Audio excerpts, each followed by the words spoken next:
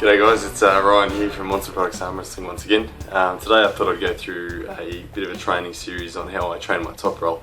Of course, table time is probably going to be the best thing that I can do for my top roll, but in between table time sessions, this is pretty much what I do. So without further ado, let's have a look at how I train for my top roll.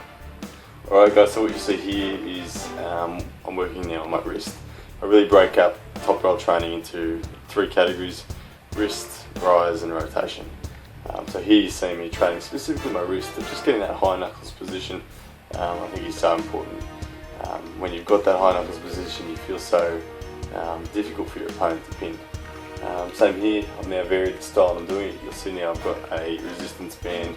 Again, really not working that much on the bicep here, just primarily keeping that wrist nice and strong. Don't want to be giving my wrist away at all, don't want to be bowing my wrist in any way, shape or form. So really just maintaining a nice rigid wrist here is my goal for this movement. Do a bit on the left as well. Once again, just trying to maintain a high knuckles position. When you're doing this with the resistance band, it really does bring in the need for a lot of stability. The more tension that comes in the wristband, in the resistance band, you're going to feel this wobble start to happen in your wrist. So it's really important that you keep that wrist in good shape all the way throughout that movement. Again, here working just on the wrist again, we're now talking about a little bit of pronation in the wrist, tiny bit of side pressure there, not a lot of side pressure going on, but primarily using my own body weight, and just trying to keep the wrist again nice and strong and being able to pronate slightly whilst keeping the rigid wrist nice and high.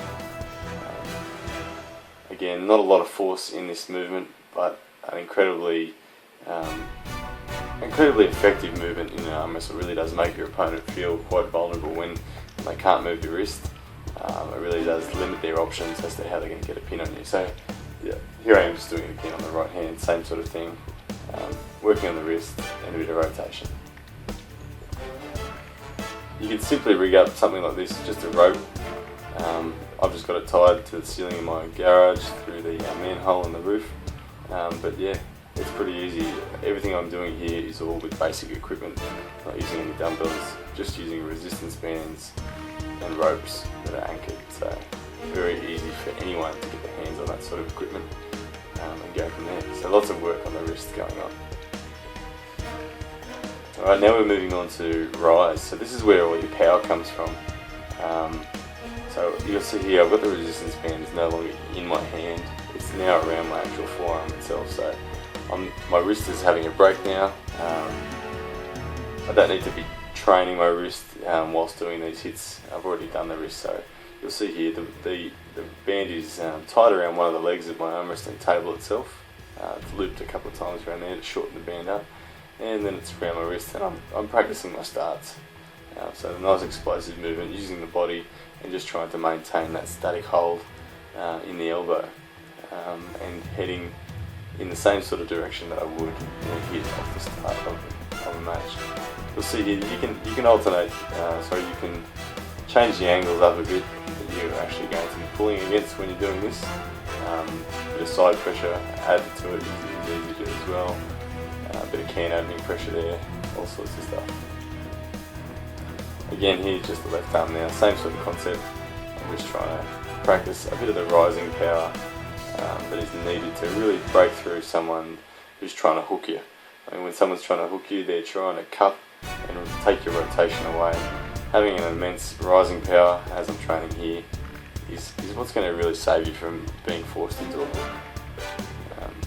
For all you hookers out there, this is how I train to stop you from getting into a hook. Again here, just another method. I'm now no longer on the table, I'm just using my own body weight and just leaning back into the resistance band and maintaining that nice tight angle in the elbow. So again, this is more of a static hold, it's not so much of an explosive hit like I was doing a moment ago on the table. This is more just a nice strong static hold using your own body weight and a resistance band. May not look particularly hard, but it is a good solid burn, good workout, really great targeting the tendons, making sure their strength is nice and high. Alright, the last thing I'm moving on to now is specifically rotation. So pronation is another big part of top rolling. You'll see here I'm not really doing anything on the bicep, it's really specifically now just pronation. So here's the same movement again, just from another angle. Not doing any bicep work, just trying to pronate in the hand.